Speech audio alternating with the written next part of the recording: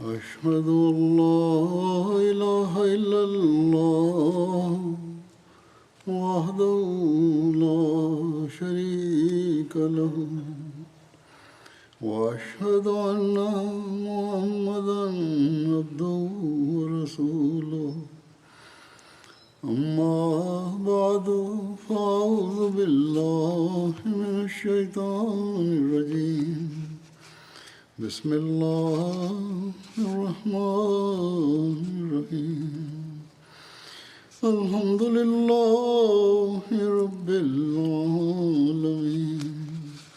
الرحمن الرحيم مالك يوم الدين إياك نعبد وإياك نستعين اهدنا الصراط المستقيم صراط الذين أنعمت عليهم غير المغضوب عليهم ولا الضالين. Это законы Аллаха, пути Господня таковы, что когда человек приходит в этот мир, через какое-то время ему приходится покидать этот мир. Однако счастливчики те люди, которых запоминают только с хорошей стороны, с праведной стороны, с набожной стороны, которые всегда отдают предпочтение веру, миру, над миром, которые всегда стараются исполнять заповеди Аллаха и наставления Его посланника, сослам, которые всегда прилагают усилия, чтобы исполнять обет верности Мессии Махди Бетонверу, который подлинная преданность хилафату, то есть духовному наместничеству Бога на земле, который исполняет долг перед Аллахом и долг перед творениями и стараются максимально на этом пути. И стараются поклоняться Аллаху, молиться Богу, чей язык занят только восхвалением Творца и молитв Ему. И для такого человека рай становится обязательным. Сейчас я хочу упомянуть такого человека, кто провел свою жизнь в соответствии с волей Божией и сделал все возможное для этого. Аматуль Кудус Сахиба, дочь доктора Мунир Мухаммад Исмаила Сахиба, Сахиб Зада, жена покойного Сахиб Зады Васима.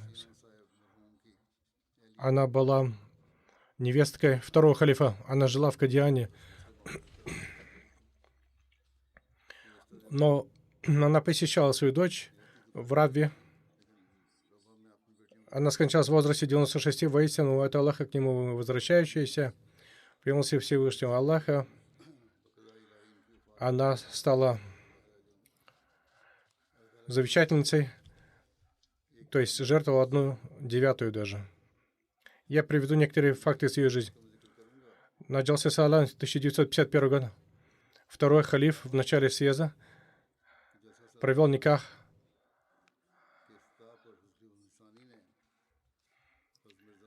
и сказал, перед началом джалсы, перед началом съезда, он объявлял бракосочетание, никахи, в том числе одну дочери второго халифа и один, и вот покойно. И он сказал,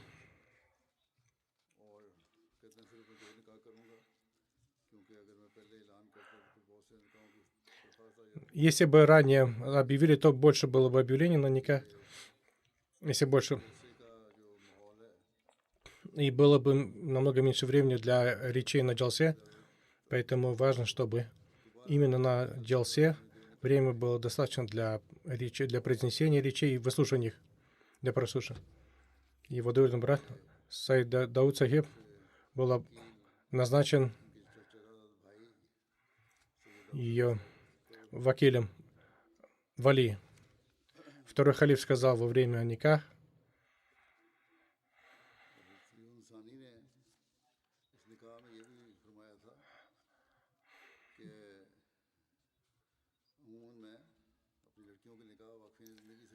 его дочь выходила за первым у него. И когда она выходила замуж, доктор Мир Мухаммад Исмаил Сахиб, Аллах да будет доволен им, его жена по ее просьбе, второй халиф,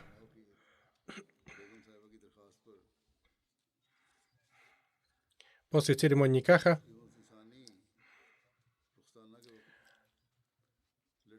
он принимал со стороны, участие со стороны невесты, а не жениха. Всевышний Аллах даровал 3 дочери и 1 сына. Одна дочь Абдул Алим Сахиб, глава Ладжна, жена Мансур Хан Сахиба, только есть вакиль Алла Тари Джагиди в Рабе. У них 2 дочери. Чапта Маджир, Ибрахим Муниб, жена Абдукари Маджи Хана, жена Мирза Калима Ахмада, сын, который живет в Америке.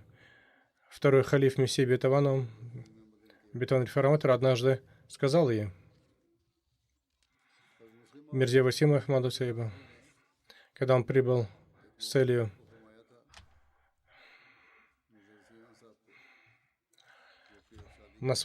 для проведения своей свадьбы. Свадьба уже прошла, и они оформляли все нужные документы. В то время как раз были действия против военных действий между Индией и Пакистаном. Второй халиф сказал, документы жены еще будут готовиться, тебе придется вернуться в Кадьян немедленно. Потому что Мессия Бетаван мир ему, кто-то из семьи Мессия Бетаван мир ему должен там присутствовать в Кадьяне, оставаться там. Поэтому немедленно берите билеты. Если не получится, тогда придется искать чартерный рейс. Потому что если вы не там и не будете вести своим личным примером, своей жертвенностью, что можно ожидать от других?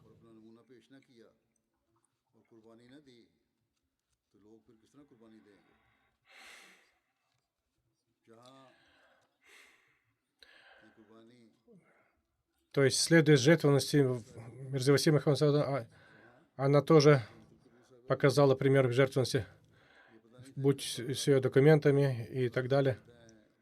Но она всегда с радостью воспринимала все эти испытания и предпочитала веру. Она попрощалась со своим мужем, на которого только вышла. Господь доктор Хашмут Алласиев информировал, рассказал. Второй халиф стоял возле взлетно-посадочной полосы и непрерывно молился. Когда документы уже были оформлены, брачные документы, то есть через год она вспоминает, она собиралась отправиться в Кадьян, и второй халиф советовал, находись в помещении Насара.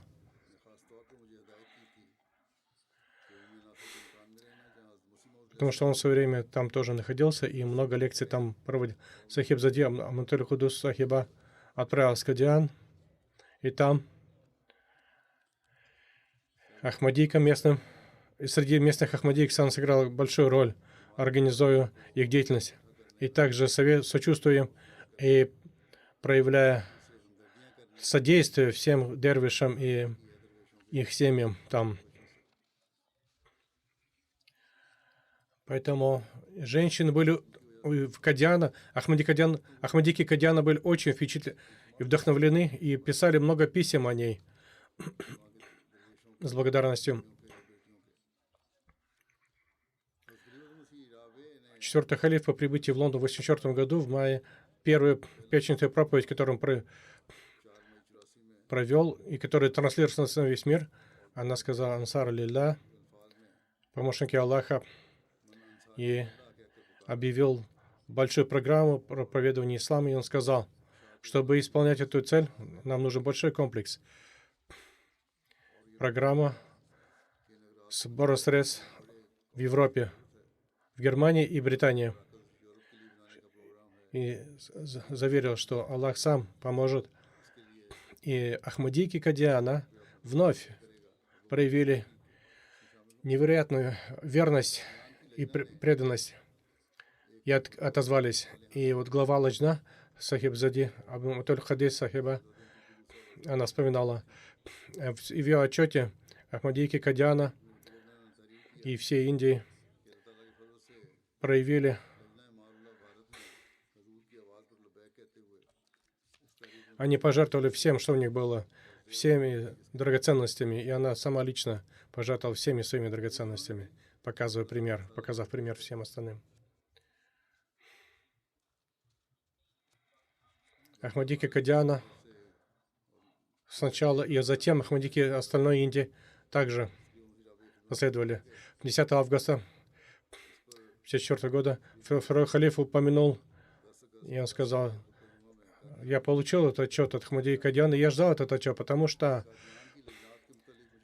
когда пример был показан по Тахрик-Джади, это именно эти Ахмадийки Кадиан проявили исключительную жертвенность. Сейчас уже мало осталось там женщин, но даже среди тех, которые там остались, я ждал с нетерпением отчет,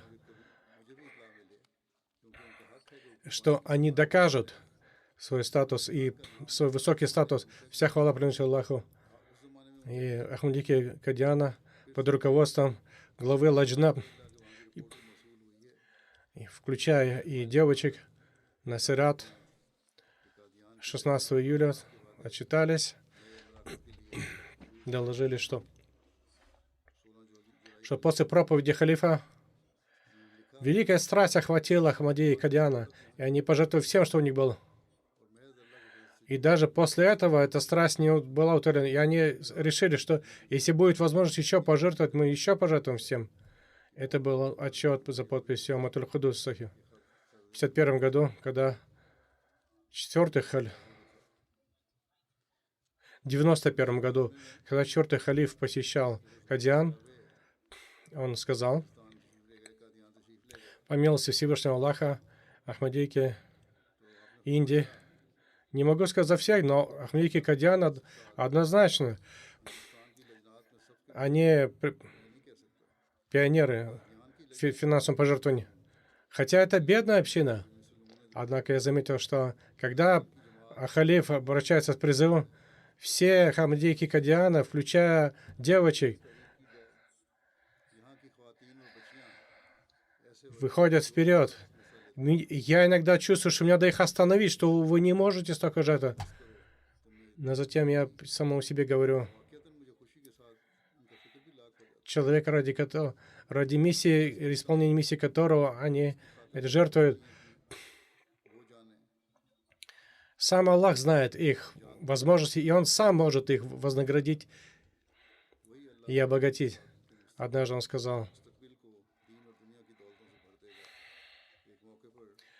когда четвертый халиф сказал, когда я обратился с призывом жертвовать на новый центр, Ахмадийки Кадиана начали сразу жертвовать ради веры, ради Аллаха. Наш Аллах настолько славен и благодетельный.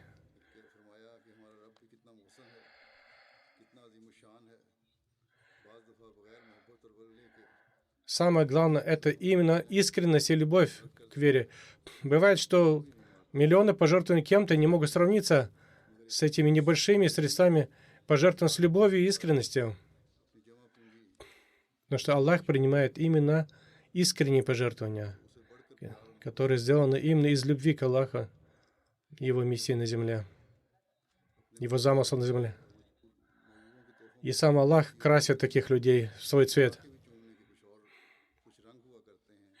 Я знаю, что Аллах принял их жертвы в виде нескольких драгоценностей. Это отрывок из его речи начался.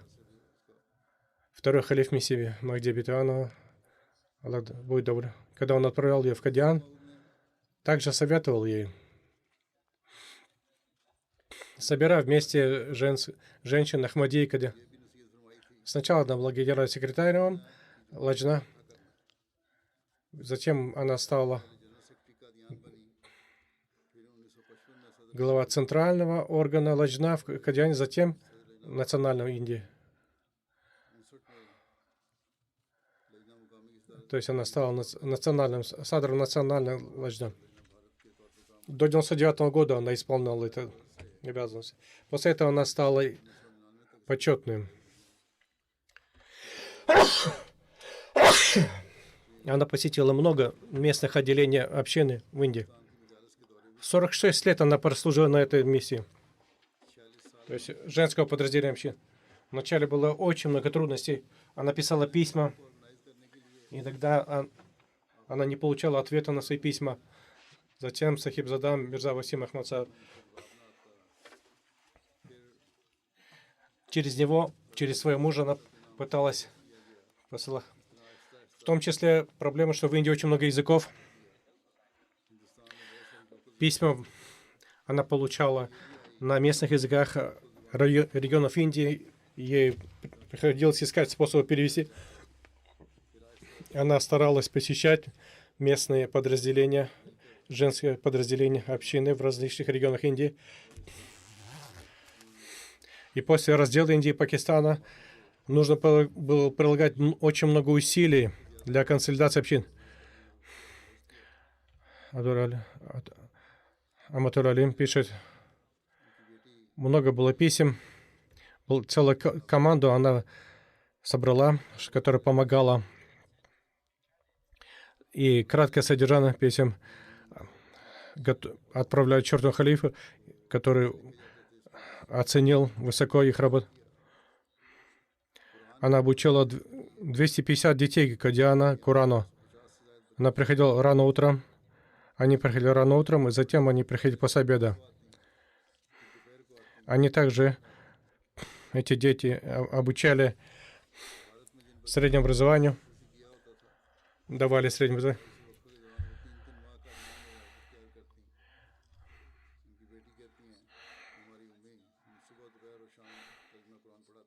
Она превратила Ладжна в очень организованное подразделение.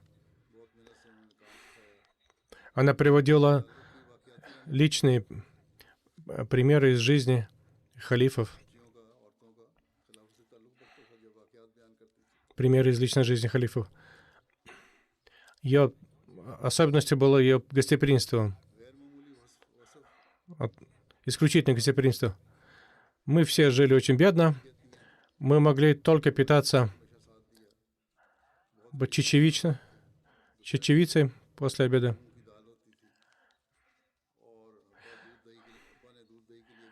Одна была дойная буйволица. Мы угощали гостей холодным молоком, либо чаем по ситуации. Но затем финансовая ситуация улучшалась, и больше гостей приходило. Она была примерной женой, она всегда поддерживала мужа. Она никогда не требовала от него ничего.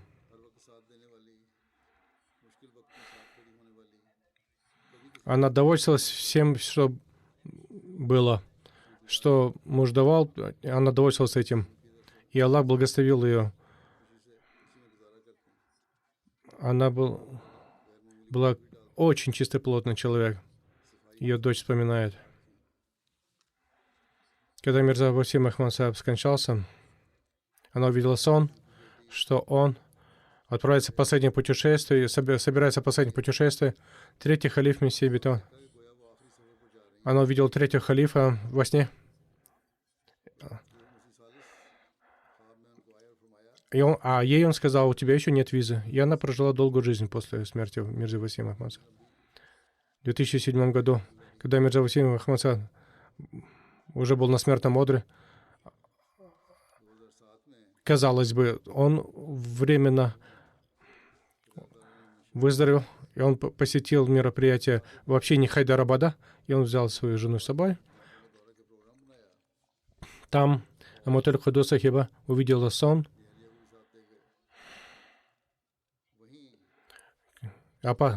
предвещающий опасность, что это последние дни жизни ее мужа.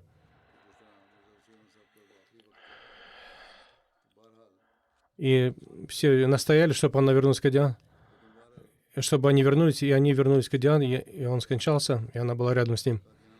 Последние дни ее жизни она уже потеряла зрение.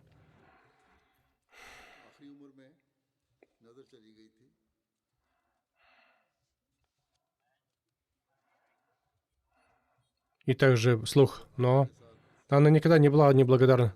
Она никогда не проявила неблагодарность. Когда ее спрашивали ее здоровье, она всегда отвечала «Альхамдулилlah». И после призыва в центр она всегда жертвовала драгоценности. Когда бы халиф времени не обращался с призывом, она делала все возможное, чтобы она от ее имени, от ее имени ее мужа самое первое пожертвование было сразу в ответ на призыв. Когда дочь вспоминает, когда дочь читала Коран и где-то совершала ошибку, мать немедленно и поправляла, находясь в соседней комнате. Судя по всему, она заучила Коран наизусть, потому что она сразу исправляла. Когда Мирза Васим Саиб находился в Иктикафе, она тоже Иктикаф соблюдала, готовила еду и распространяла среди бедных членов общины, кто был на Иктикафе, и также посылала еду местным миссионерам.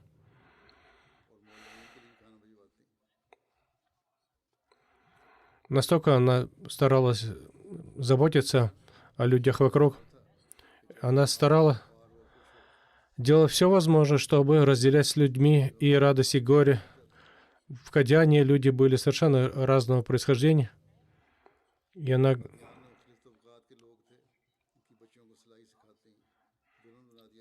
она подружилась со всеми, вне зависимости от их происхождения, от их принадлежности. В Рабве они организовали сарай Масрур.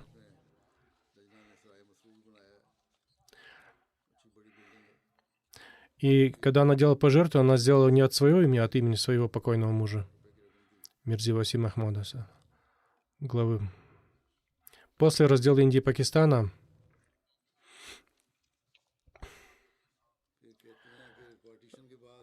в глиняных мазанках Хадьяны и Рабвы она читала вслух Малфузат, то есть выступление Мессии Бетану в присутствии Амаджан, то есть вдовы Мессии Бетаван миру, в Байту Риядат Шарджи и в комнате красных капель, и в комнате Амаджан они проживали, их было трое. Абдурахим также жил там. Все, что готовили дома, также туда отправляли. Во время, в Байту-Дуа, которая для женщин, она находилась там. Ночью не было ограничений, и женщины могли молиться в Байту-Дуа без ограничений, и она пользовалась. Когда скончался Мирза Васим Ахмад, и Инам Гаури Сааб стал исполнителем главы общины Индии, мать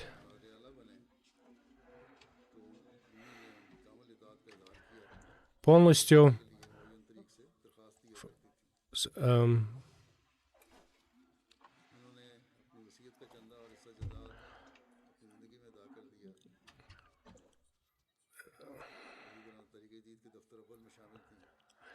соблюдала, то есть выражала полное послушание новому руководству и также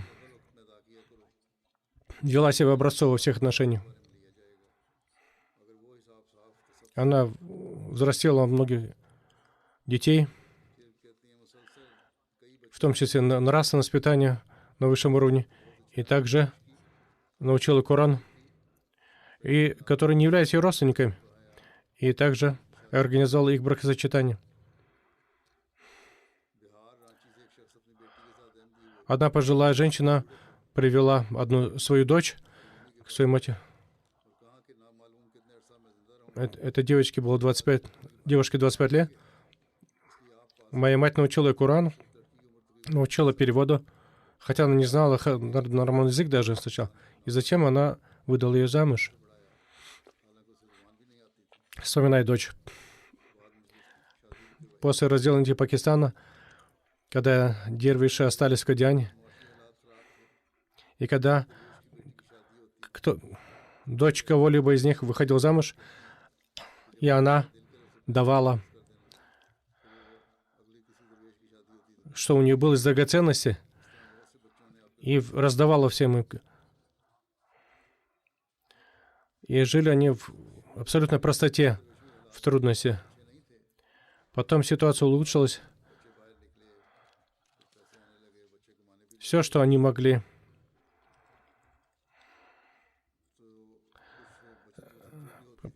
по милости Аллаха иметь в более благополучные времена, они разумно использовали и в более трудные времена.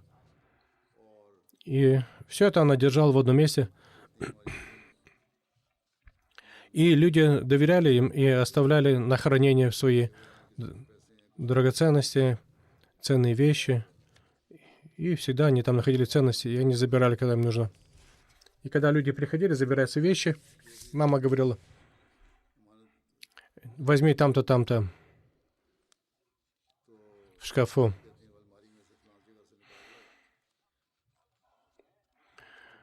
И в моем присутствии открой, посмотри, действительно ли все в сохранности, в ценности, в целостности. И люди подтверждали и забирали.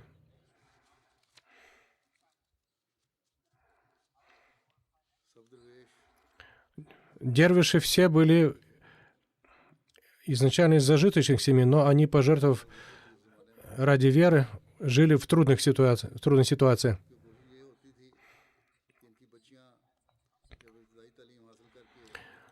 И она всегда воспитывала молодежь, что нельзя сидеть без дела, нужно всегда что-то полезное делать, в том числе для женского подразделения общины.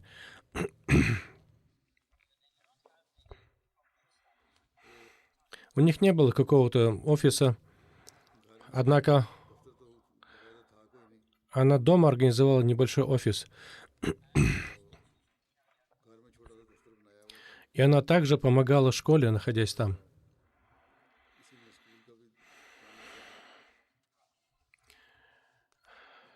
Очень много что приходилось делать в спешке, но она всегда с удовольствием исполняла все свои обязанности, которые она сама взвалила на свои плечи. И кто бы ни приходил из женщин, девушек, она всегда угощала их, готовила сама для них чай, еду. И также учила девушек, как надо накрывать на стол.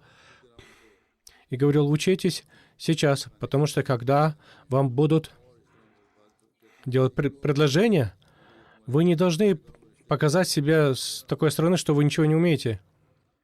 Поэтому она сама их правильно воспитала, и после чего у них не было трудностей в личной жизни, в семейной жизни. Были некоторые девочки сами упомянули потом в воспоминаниях, что вот как она нас воспитала и нравственно, и духовно. И вот как им было намного легче потом жить в семье мужа после ее воспитания. Вот после воспитания получила от нее Аматуль Кудус Сахибы Мархама.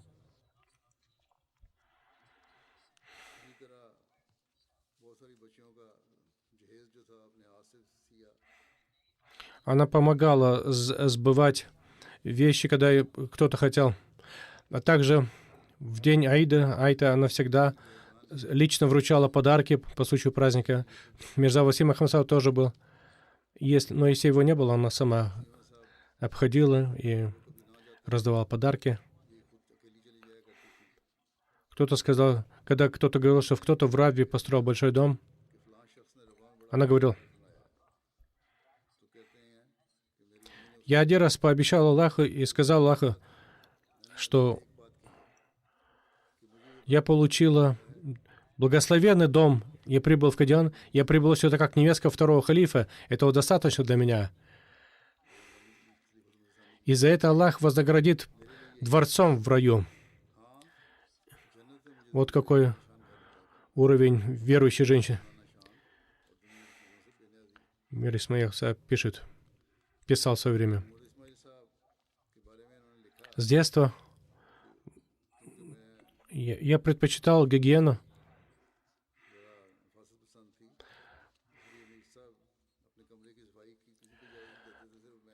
И я наводил чистоту дома, и только мне позволяли все это делать. И кроме Аматуль Кудуса Хибы никому не разрешалось входить в ее комнату, что только она умела все держать в порядке. Девочка, которая заканчивала 10 класс, она их опрашивала.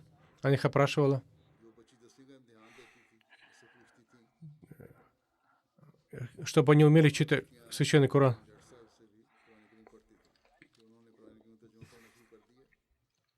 Дочь вспоминает, что они приходили в дом мамы, и она устраивала экзамен. И за год перевод Корана с грамматика уже заканчивали.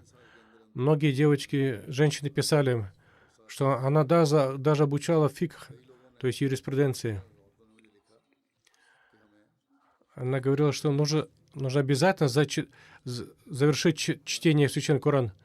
И не покидайте меня, пока не прочитайте весь Коран. Она очень дисциплинированно совершала тахаджуд. Даже последние дни жизни она просила, чтобы ее будили на тахаджуд. Пока у нее были силы, она держала пост. Она регулярно ходила на таравих, на дополнительный намаз таравих во время Рамазана. Ночно. Некоторые девочки молились дома, но во время Рамазана она ходила в мечеть. Она очень любила халяфат, она писала регулярно письма халифу времени.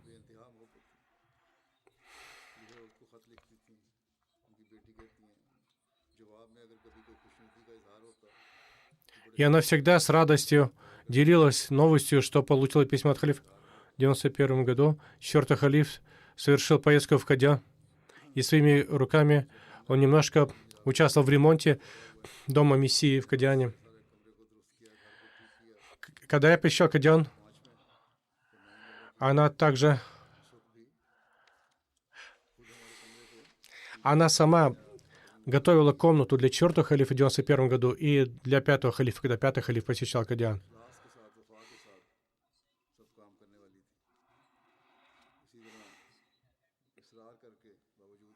И она каждый день готовила лично еду для халифа с великим уважением, заботой. Она делала все, чтобы хотя бы раз в день она готовила для халифа.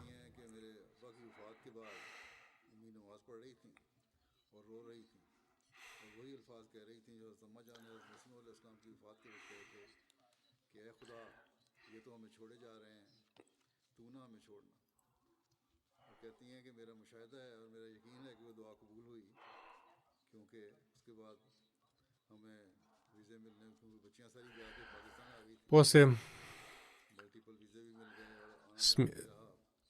смерти Мессии Махди и его жены, люди как бы воскликали, чтобы она оставалась с ними, как представитель семьи Мессии. У нее было много виз, но она предпочитала быть в Кадиане. И она воспитывала девушек, как нужно принимать гостей. Мия Васим Саб часто встречался с представителями правительства. И когда были посетители из правительственных кругов с супругами, то она заботилась о них. Султан Сингх Сааб после раздела остался в Индии. Партап Сингх Баджва сейчас член парламента. То есть речь в то время о его отце, который со своей женой посещал.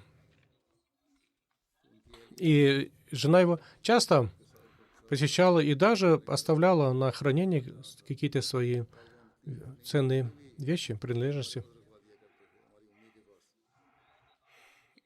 Однажды она оставила вещь на хранение, потом спросила Сахиб Затем, ты ее открывала, посмотрел? Она ответила, это же ваша вещь, зачем я буду смотреть? Проверьте, в сохранности ли. И она всегда была в сохранности. Однажды она посещала деревню Колыса, нечего было дать. У нас только был отрез ткани, и мы дали этот отрез ткани детям.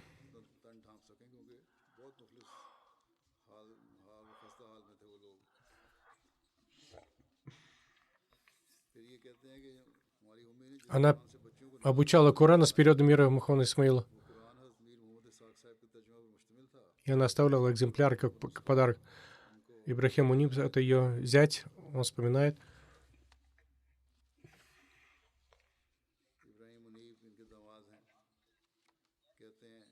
После смерти Мирья Васимы она прожила в Кадьяне 10 лет, она очень сильно заболела, и дочери привезли ее в Равву.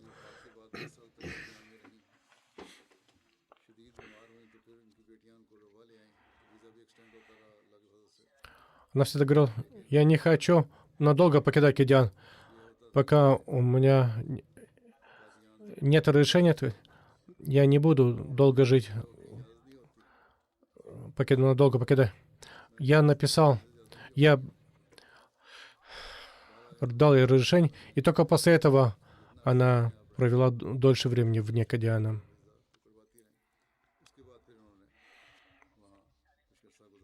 Второй халиф, когда он посещал Кадьян, он посоветовал ей, не отправляйся в индуистские рынки туда, потому что там они будут оскорблять Мессию обетованного мира. Она уважала слова второго халифа настолько, что даже когда ситуация изменилась, и люди относились более уважительно, и многие индуисты и другие посещали Джалса. Все эти годы, 70 лет, она никогда не посещала индуистские рынки. Она посещала Амритсар. Ибрахим Муниб пишет, однажды местные жители Кадьяна начали жестко проявлять враждебность по отношению к мусульманам Ахмади Кадьяна и очень смело.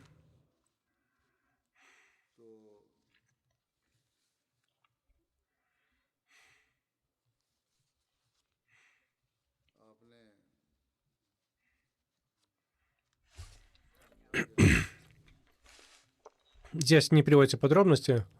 Внучка пишет.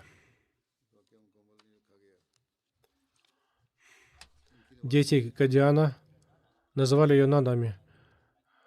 То есть как бабушка, как кого-то она родная им всем. И она относилась к ним как к своим родным внукам и внучкам.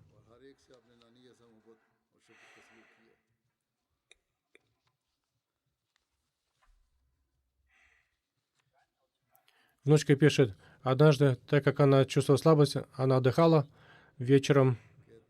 Некоторые женщины прибыли издалека, из одного подразделения. Я сказал, бабушка отдыхает. Я сказала, бабушка отдыхает. Они написали записку с просьбой помолиться и ушли. Когда она проснулась, когда она встала, я сказал ей, сообщил ей, она попросила записку, я передала, она прочитала. Затем позвонила.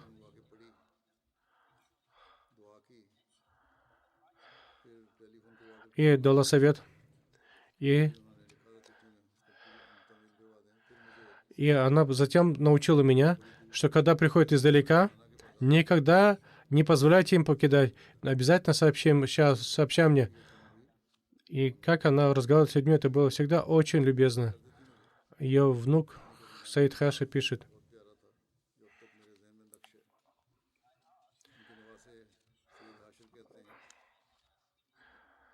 Он был студент тогда Джамии Канады. Дай мне совет. Она ему ответила: слушай халифа, все, что он говорит, слушай, это и есть совет. После его советов не нужны никакие мои советы.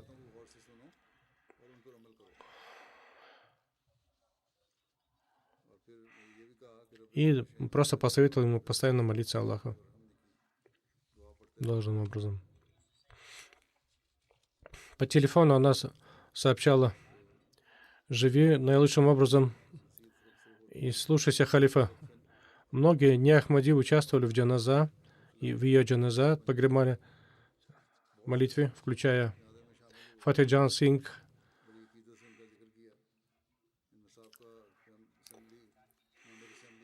И он вспоминает, что мы же жили здесь, и мы были на границе, где Вага.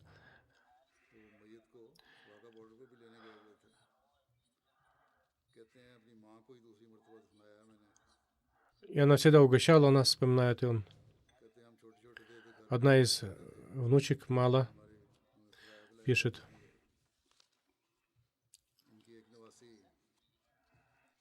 она была образцовой в своей преданности и верности халафату. И она всегда повторяла эту молитву, обращенную к Аллаху. И много поступило соболезнований. Все хвалили ее.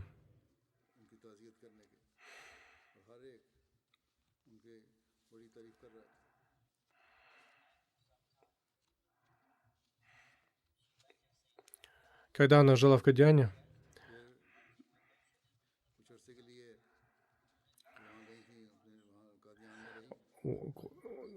автор письма, когда он посещал Кадиан, сейчас она пишет, что я заметила, что все жители Кадиана любили ее, очень любили ее.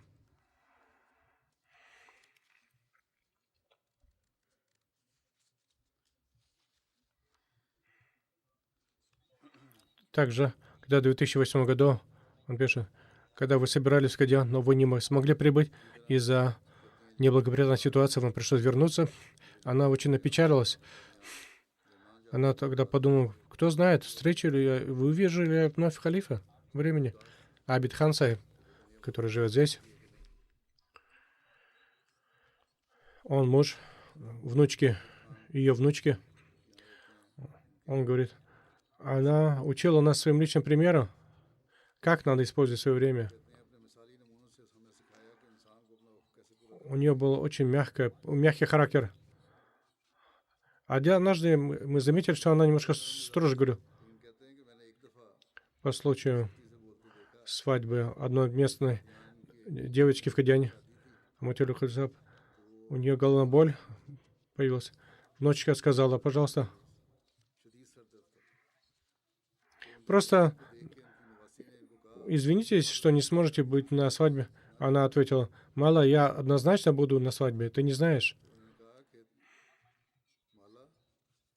насколько мои отношения с жителем Кадиана близки. Каляфи Сахиба. Башир Ахмад Назар Дервяша, дочка, пишет. Она всегда направляла жены дочерей дервишей. У нее были прекрасные навыки, как нужно советовать.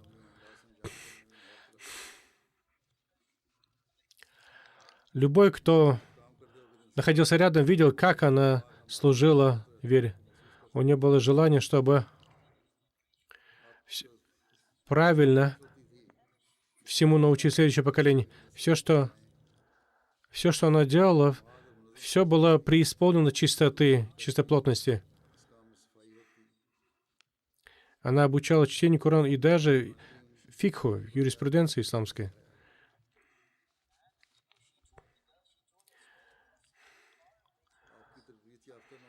Ее воспитанница сейчас по всему миру. Из Хайдарабада, Деккана пишет это. Мы очень были близко связаны с нашей семьей. Она на ногах всегда была и говорила, что это гости Мессии Бетавану. И она заботилась о каждой мелочи. Сахида Танвир Сахиба пишет. Жена Халида Аладдина пишет. Члены Ладжна Хадиана. Она была их матерью, как мать. Воспитывает всему этикету, как жить. Собственно, пример. Она воспитывала всем мелочам. Поэтому мы и наши потомки всегда будем благодарны. Очень много писем пришло от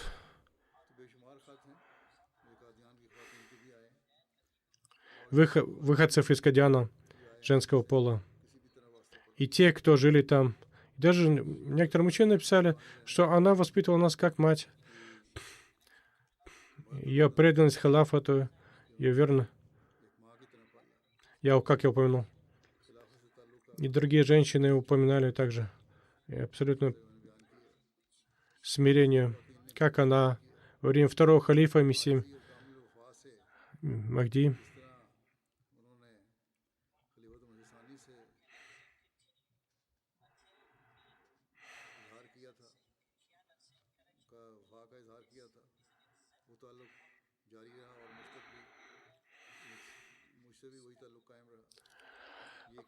она всегда выражала великое уважение халифа времени. Когда здесь мы встречались, она великое уважение оказывала. И когда я посещал Кадиан, также так было. В 2005 году, несмотря на ее слабое здоровье, по возвращении из Дели вместе со мной, она заботилась обо мне. Аллах да возвысит ее статус и да ее потомки да продолжат и следовать ее примеру. И да продолжат ее воспитанницы этот путь и вернут эту любовь в общество. Потому что сейчас в Кадиане нет никого из семьи Мессии Бетавана. Аллах да поменяет обстоятельства так, чтобы кто-то появился там из семьи Мессии Бетавана. Аллах да возвысит и стать. Еще одна джаназа. Это Мухаммад Аршад Ахмадиса, Великобритания. Он скончался недавно, в возрасте 71. Выяснил от Аллаха к нему возвращающийся. Юсуф Ахмадиса, это его имя, отца звали так. Его отец вступил в общину, когда он был в Найроби, в Кении. Юсуф Ахмадиса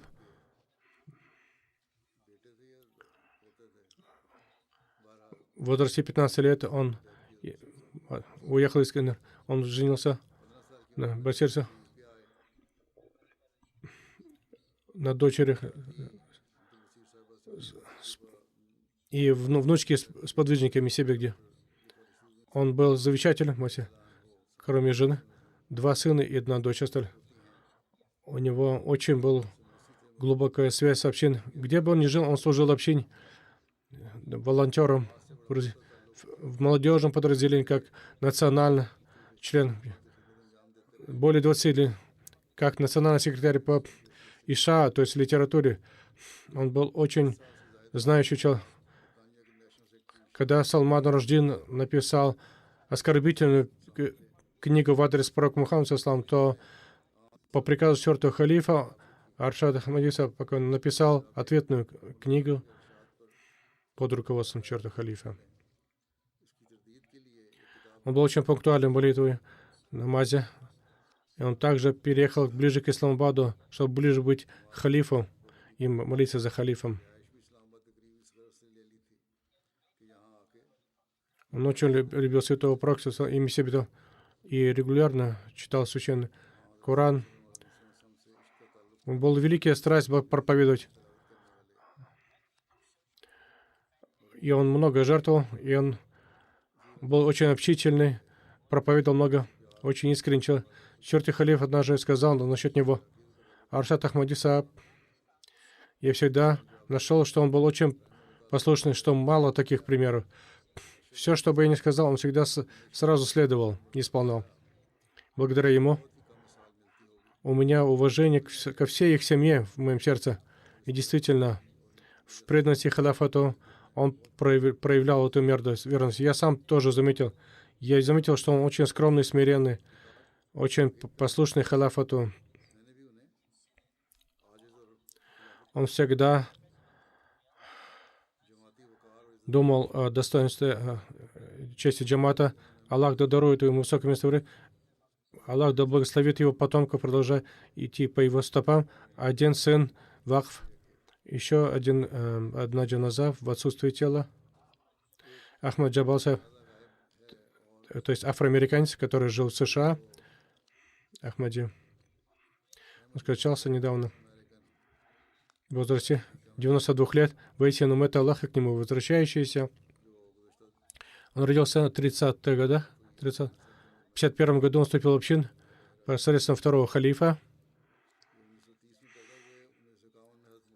В 50-60-х годах. И у него была возможность служить на делу Ахмадийской миссии в Чикаго.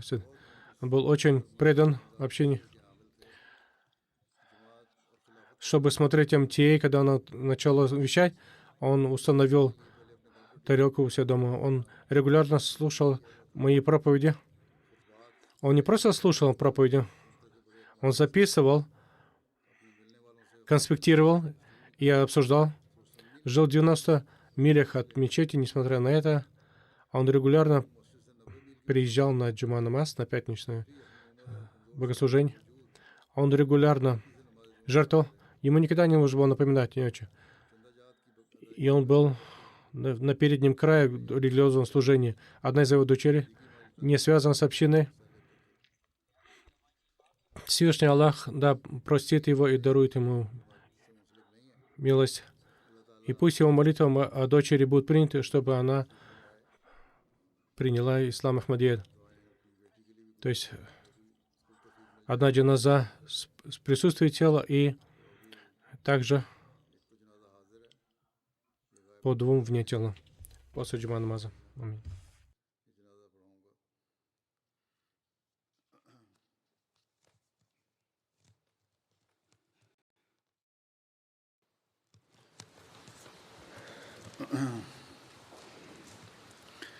Alhamdulillah, alhamdulillah, nahmaduhu wa nasta'inuhu wa nastaghfiruhu wa nu'minu bihi wa natawakkalu alayhi wa na'udhu billahi min shururi anfusina wa min sayyiati a'malina.